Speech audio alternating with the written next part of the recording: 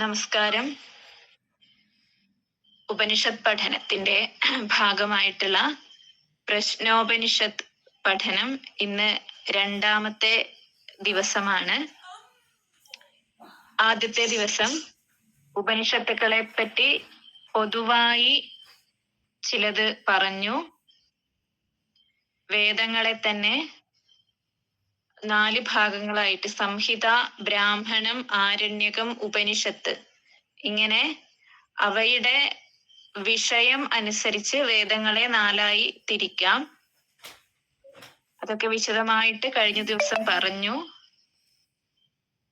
സ്തുതിപരമായ ഭാഗങ്ങളെ സംഹിത എന്നും ഗൃഹസ്ഥന്മാർ ശ്രദ്ധിക്കേണ്ട ക്രിയകളൊക്കെ ഉൾപ്പെട്ടിട്ടുള്ള ഭാഗങ്ങളെ ബ്രാഹ്മണങ്ങൾ എന്നും, പ്രധാനമായും വാനപ്രസ്ഥാശ്രമികളെ ഉദ്ദേശിച്ചുകൊണ്ടുള്ള ഉപാസന പ്രധാനമായ ഭാഗങ്ങളെ ആരണ്യകങ്ങൾ എന്നും, ജ്ഞാനത്തിന് പ്രാധാന്യം കൊടുക്കുന്ന, അതായത് ബ്രഹ്മജ്ഞാനം, ആത്മജ്ഞാനം ഉപദേശിക്കുന്ന ഭാഗങ്ങളെ ഉപനിഷത്തുക്കൾ എന്നും പറയുന്നു.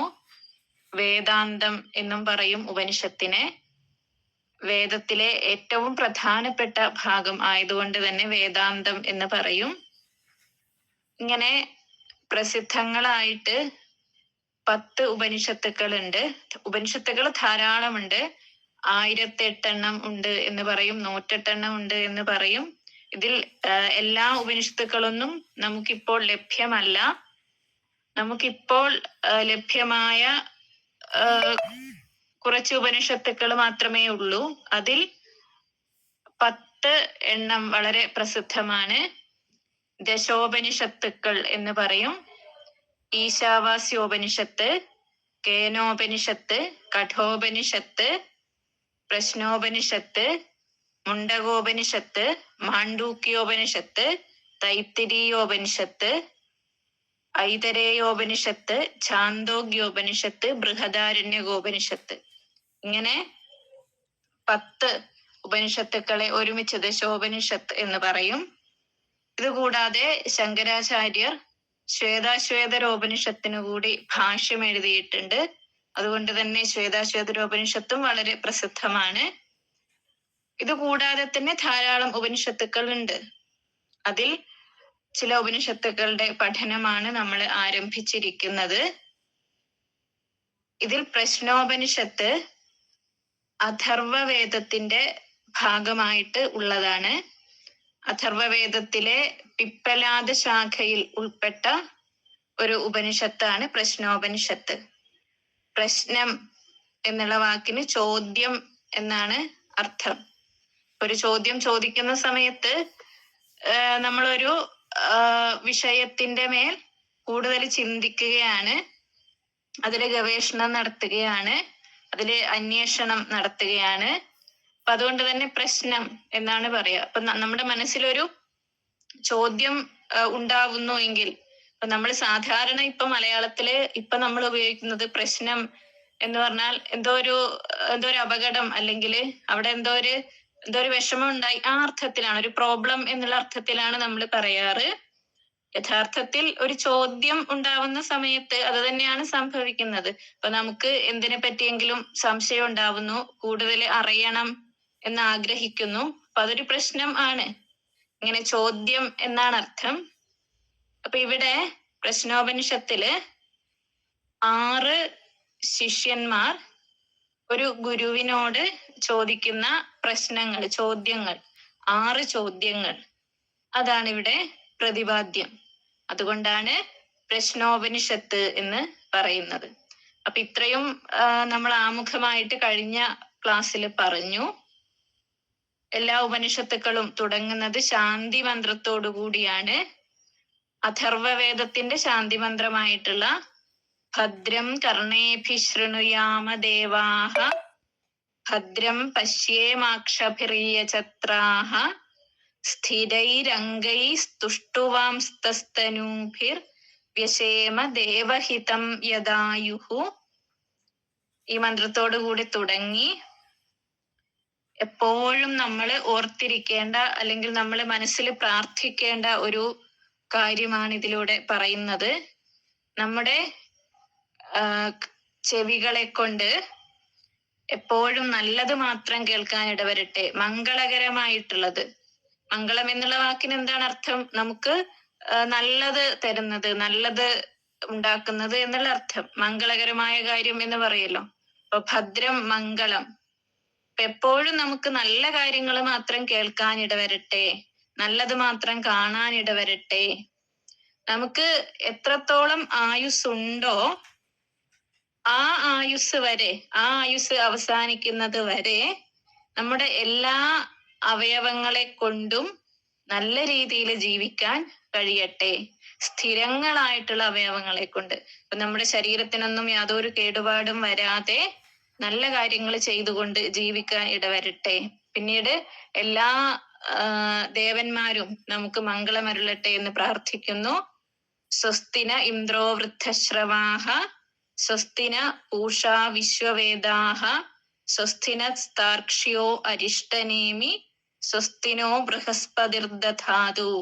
ഇങ്ങനെ ദേവതമാരെ പ്രാർത്ഥിച്ചുകൊണ്ട് ഓം ശാന്തി ശാന്തി ശാന്തി. ഇതാണ് ഇതിന്റെ മംഗള ശ്ലോകമല്ല, മന്ത്രം. ശാന്തി മന്ത്രം എന്ന് പറയാം. തുടങ്ങുമ്പോഴുള്ള ശാന്തി മന്ത്രം. തുടങ്ങുമ്പോഴും അവസാനിക്കുമ്പോഴും ശാന്തി മന്ത്രത്തോടു കൂടിയിട്ടാണ് പഠിക്കുക. അപ്പൊ ഇവിടെ ഓം ശാന്തി ശാന്തി ശാന്തി എന്ന് 3 പ്രാവശ്യം പറയുന്നത് നമുക്ക് 3 തരത്തിലുള്ള ദുഃഖങ്ങൾ ഉണ്ടാവും. ആധ്യാത്മികം, ആധിഭൗതികം, ആധിദൈവികം. ഇത്തരത്തിലുള്ള എല്ലാ ദുഃഖങ്ങളിൽ നിന്നും, 3 തരത്തിലുള്ള ദുഃഖങ്ങളിൽ നിന്നും ശാന്തി ലഭിക്കട്ടെ എന്നുള്ള അർത്ഥത്തിൽ 3 തവണ ഓം ശാന്തി ശാന്തി ശാന്തി എന്ന് പറയാണ്. ഇങ്ങനെ ഈ ഒരു ശാന്തി മന്ത്രത്തോടു കൂടി ആരംഭിച്ച് നമ്മൾ ഉപനിഷത്തിലേക്ക് കടക്കുകയാണ്.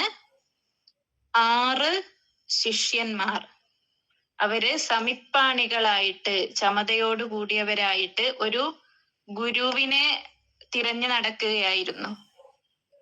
ആരൊക്കെയാണ് 6 ശിഷ്യന്മാർ? ഭരദ്വാജപുത്രനായിട്ടുള്ള സുകേശൻ, സുകേശാച ഭാരദ്വാജ എന്ന് മന്ത്രത്തിൽ പറയും. ഭരദ്വാജന്റെ മകനായിട്ടുള്ള സുകേശൻ, ശൈബ്യശ്ച സത്യകാമ, ശിബിയുടെ മകനായിട്ടുള്ള സത്യകാമൻ, ഗർഗഗോത്രക്കാരനായിട്ടുള്ള സൗര്യായണി, ഗർഗ മഹർഷിയുടെ ഗോത്രത്തിൽ പറഞ്ഞിട്ടുള്ള സൗര്യായണി, പിന്നെ കോസല ദേശക്കാരനായിട്ടുള്ള ആശ്വലായനൻ, വിദർഭ രാജ്യത്തിലുള്ള ഭാർഗവൻ, കത്യൻ എന്നു പേരുള്ള മഹർഷിയുടെ പ്രപൗത്രനായ, പ്രപൗത്രൻ എന്ന് വെച്ചാൽ പൗത്രന്റെ മകൻ, പുത്രന്റെ പുത്രന്റെ പുത്രൻ, കത്യ മഹർഷിയുടെ പ്രപൗത്രനായിട്ടുള്ള കബന്ധി. ഇവർ 6 പേര് തങ്ങൾക്ക് പറ്റിയ ഗുരുവിനെ, തങ്ങൾക്ക് ഇതെല്ലാം ഉപദേശിച്ചു തരാൻ യോഗ്യനായിട്ട് ഗുരുവിനെ അന്വേഷിച്ച് നടക്കുകയായിരുന്നു. ഒരു ഘട്ടത്തിൽ ഇവരെല്ലാവരും ഒരുമിച്ച് ചേർന്നു. അങ്ങനെ എല്ലാവരിൽ നിന്നും, ജനങ്ങളിൽ നിന്നൊക്കെ പിപ്പലാദ മഹർഷിക്ക് തങ്ങൾ അന്വേഷിക്കുന്ന ഈ ചോദ്യങ്ങൾക്കെല്ലാം ഉത്തരം തരാൻ കഴിയും എന്ന് എല്ലാവരിൽ നിന്നും കേട്ടറിഞ്ഞ് പിപ്പലാദ മഹർഷിയുടെ അടുത്ത് എത്തിച്ചേർന്നു. അദ്ദേഹത്തിന്റെ മുന്നിൽ നമസ്കരിച്ച് തങ്ങളുടെ ആവശ്യം ഉന്നയിച്ചു.